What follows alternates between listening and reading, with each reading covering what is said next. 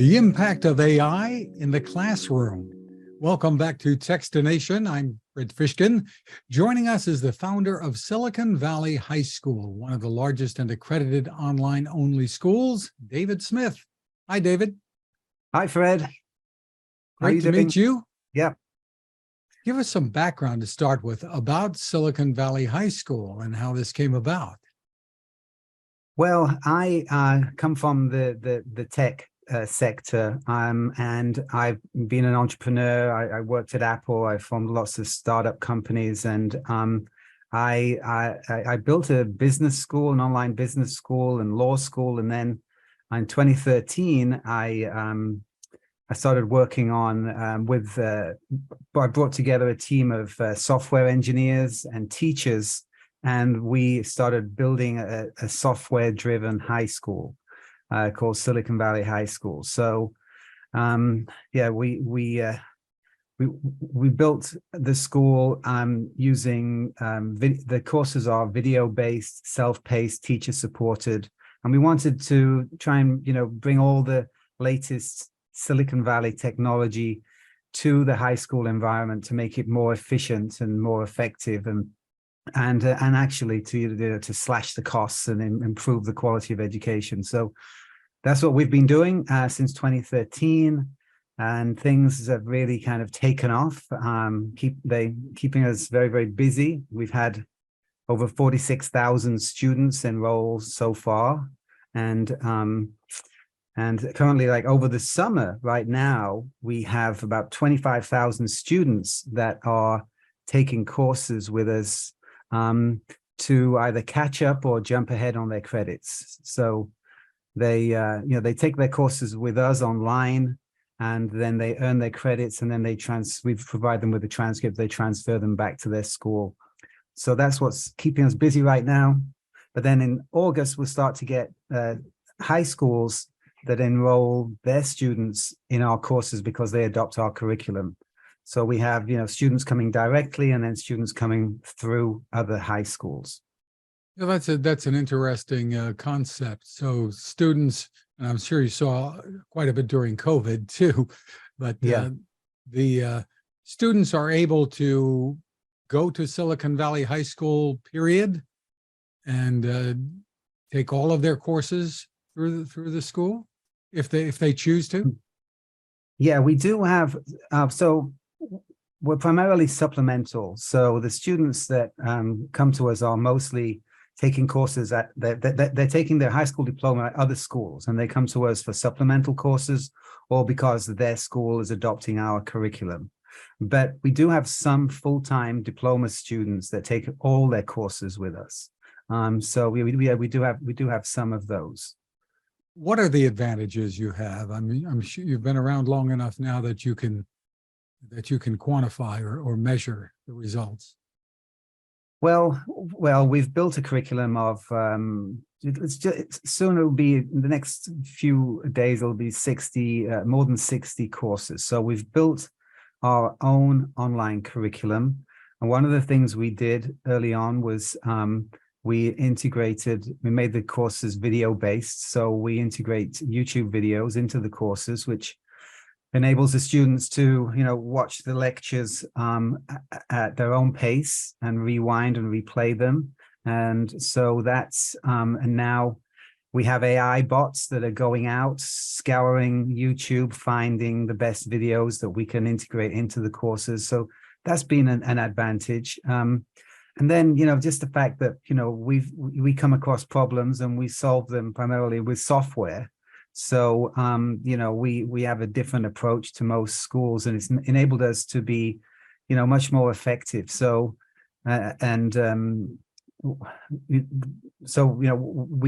we're able to offer full courses at a fraction of the cost of what people have been able to do and traditional schools have been able to do in the past. And the costs are paid primarily by school systems or parents? Tell me about it. It depends on the students that are these 25,000 or so students are taking courses right now over the summer, because the students are kind of out of school, their regular school. those are paid by the parents. It's $125 for a course, and they pay it with their credit card. Then the students that will be enrolling for the next semester for the high schools, basically they send us a purchase order, and then the high schools pay us for those courses where they're adopting our curriculum. Are there programs that enable kids who ordinarily might not be able to afford to take these courses to be able to enroll? Yeah, we work with schools, and we often provide free scholarships to students if they when they need it. But generally, $125 it makes it affordable for for most students. We're really democratizing education, and I think that's the big opportunity right now with AI and the whole new wave of educational tools that are available. It enables us to bring quality education to students, wherever the internet can reach, and reach students that typically couldn't afford, say, a private school and things like that, but we can provide them with high quality education wherever they are. So that's the real opportunity. And that's really what kinds of drives us and what we're really interested in. When we set out, we thought, let's see if we can use software to offer courses that typically might be $700, see if we can offer them at $50.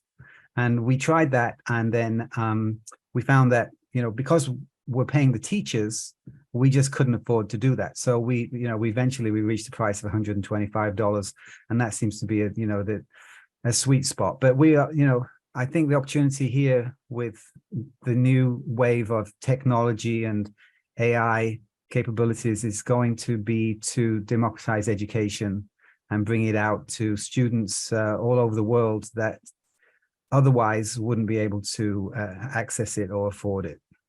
So how are you using AI? And we'll talk about some of the ways students might be using AI. Yeah. Well, yeah, it's really transformative. It's the changes and the AI capabilities that we've discovered and we've been working with since the end of last year are really amazing. Well, firstly, we're providing AI tutors. So, the tutor will help the student with the subject matter of the course. It's like having 24/7 office hours. But because the students are taking our curriculum using our learning management system, we know who they are, we know their grade book, we know the courses they're taking and the syllabus. So we can really personalize and customize the tutoring. So that's just one thing. That's pretty straightforward. For the teachers, and AI is very, very helpful in acting as a grading assistant. So the AI, obviously we get thousands of assignments submitted on almost a daily basis. The AI can read through the assignments, check against the rubric, and provide a recommended grade and recommended feedback to the student that helps the teacher with their grading.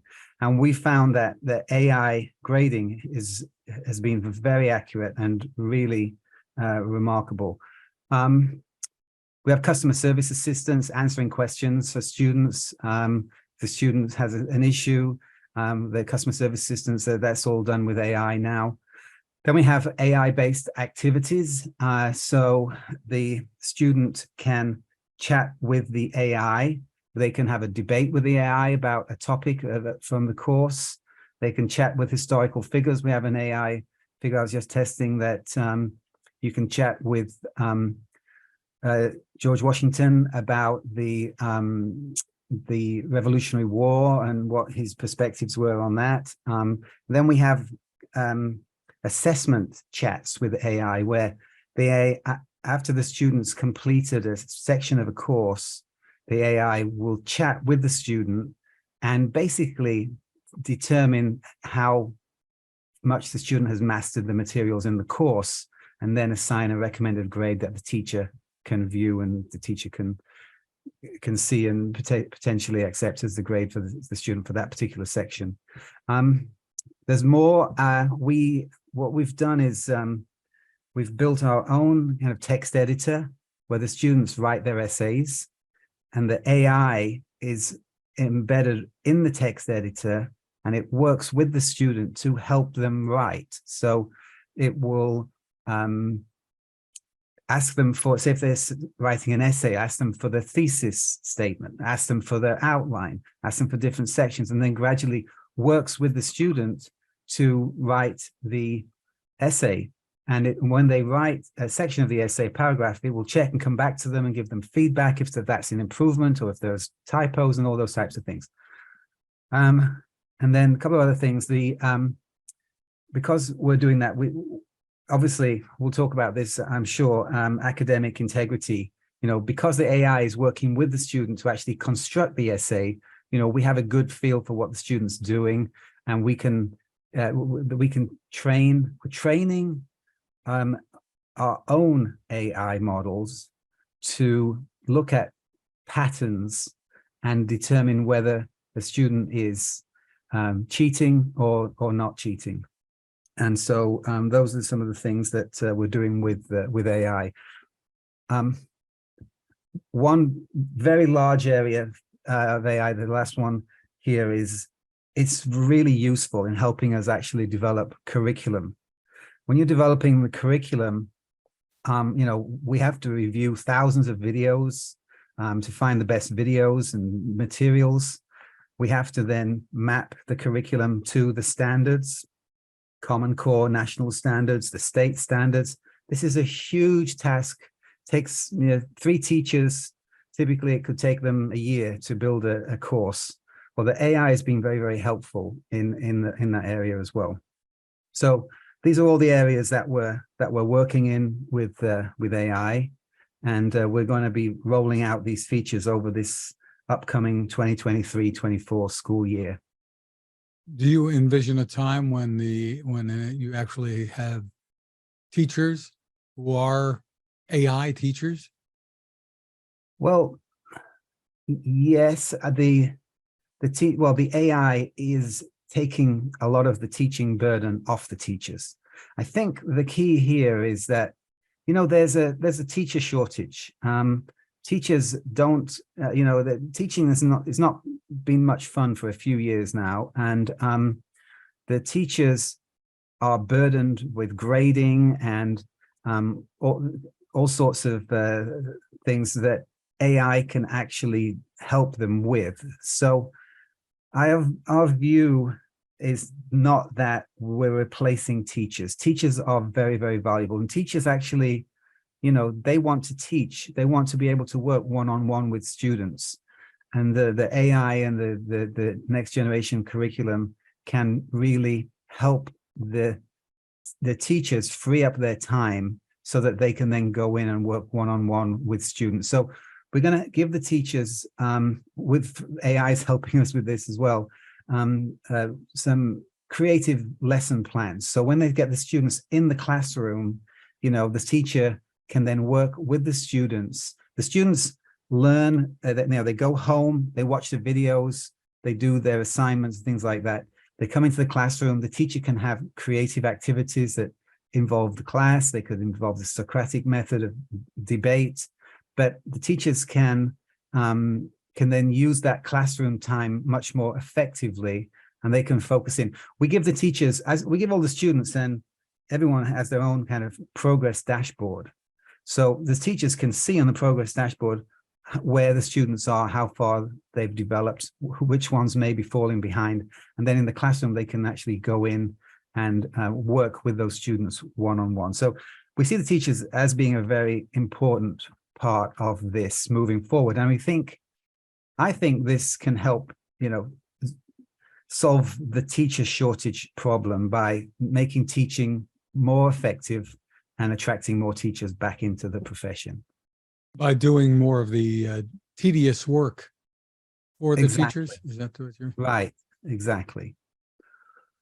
What about these students in here? What is the feedback you're getting from them when it comes to working so often with the AI and more or less helpers? The students, it's funny, students just take to these things naturally. You know, these things might be new to us, but their students just adopt them very naturally and quickly. So the students are just adapt to it. We don't we haven't had, you know, students complaining that the AI is not helping them. But yeah, so but it is amazing. The students in a year's time, 2 years time, they'll just think that you know, AI based supported education is the norm. So who can take advantage of this? Are you strictly working with high school students, or can Yeah. adults enroll? Or tell me how Well, this works. yeah, our courses are open to anyone. Anyone can enroll. By far, virtually everyone that enrolls, though, is looking for a high school credits. So they're mostly students that are wanting to earn credits, either to jump ahead or catch up. There are, but the other thing that we're working on, another development area. So we have our own online curriculum of courses. We're now making that available to other schools under a model where it looks and feels like it's the school's own website. So it's a private label online curriculum. So this is how we're going to be delivering all these capabilities to students who are attending other schools. So the schools can adopt our curriculum. It looks and feels like it's their school's own curriculum. And then we're also providing them with their own mobile apps. So the schools they'll get their own learning management system. So they get the dashboards, so they can track the progress of their teachers and their students. But then they also, students and teachers will get their own mobile apps to access this. They can access this from a web browser, or they can access it through the mobile app. So these are things that we're also rolling out. So these are channels for us to reach students that are enrolled in other schools. And the economics of all of this, I assume, makes sense for the various school systems. Yes, it's the software is very, you know, when you're running software, it's very cost effective. So we can reduce. We actually have a section on our website where we show schools how they can save money with this approach. So it's very cost effective. These AI tools are not the leader of the CEO of OpenAI says that the price tends towards zero. So you know, using AI is not expensive, and so it's going to be. This is really going to help schools to reduce their budgets. Any issues that you've run into or know of in these various school systems with teachers' unions being opposed to this or for it, or et cetera? We haven't got there yet. We haven't rolled these out yet. So I'm sure teachers' unions are going to have an opinion. It's you know, it's progress. That there will be people that don't. You know, Fred, I've been doing this since I left.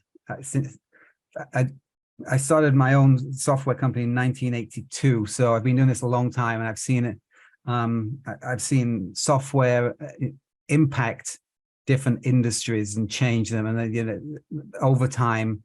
And we always have the same kind of pattern. At the beginning, there are always people that are resistant, and then over time, after a while, you know, it just becomes the norm. So we will experience that. The education market is particularly large, particularly traditional, but it is ripe. There will be some massive changes in the education market in the next few years, resulting from these new technologies, and the teacher shortage and the budget shortages and all those things, and I'm sure that the unions will have their own opinions and their own things to say about it, but we haven't really heard anything about that yet.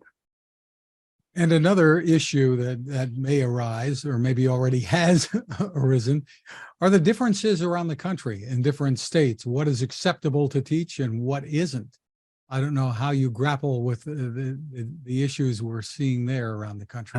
Yeah, it's interesting. The US is education is state law. It's not federal law. So every state has its own state education department, and they operate differently. They can have totally different rules, regulations, standards, and so on. Obviously, many states have aligned behind the Common Core standards for math and English, but working with the states is a little bit of a minefield. There's so many different rules and regulations that you have to comply with. That's why we're offering them online curriculum is much easier. They can adopt a curriculum much easier than approving a course. But generally, the situation, the situation is generally similar in different states. I mean, you have some rules in some states that say that, basically driven by the teachers' unions. I think that, online courses have to be taught by teachers from that state if they're going to be accepted in that state. So we have those types of situations that that we're dealing with. It's so yeah, it's a complex area. But by and large, I think I was referring as well to the subject materials. The way how certain aspects of history are taught, et cetera, et cetera. Right. Well, yeah, we've developed our history courses and our American government courses and all our courses according to national standards. And then we've seen them adopted across the US, and they're widely adopted in these. So we get, maps of where our customers are appearing, and students are popping up and schools are popping up, and they're across the United States. And I think, even in states where you would think that there may be some rules, blocking certain types of education, I think the schools and the school districts have the strong say in any state. In some states, the state just defers to the school districts. But in other states, the schools and the school districts kind of do what they want to do in many cases. And we've seen widespread adoption of our courses across those states, and very little resistance, actually. Well, just terrific. For more information, where can people go? So Silicon Valley High School, our website is svhs.co, and that everything will be right there. No football team though, huh? No football team. No, but we do get lots of we're approved by the NCAA, so we get lots of these student athletes. So some, leading student athletes that they want to study online because it's more convenient for them when they're with all their schedules. So we do get some of those, quite a few of those athletes, but we don't have our own football team. We're just focused purely on education. Terrific. David Smith, thank you so much for spending time with us. All right. Well, thanks very much, Fred.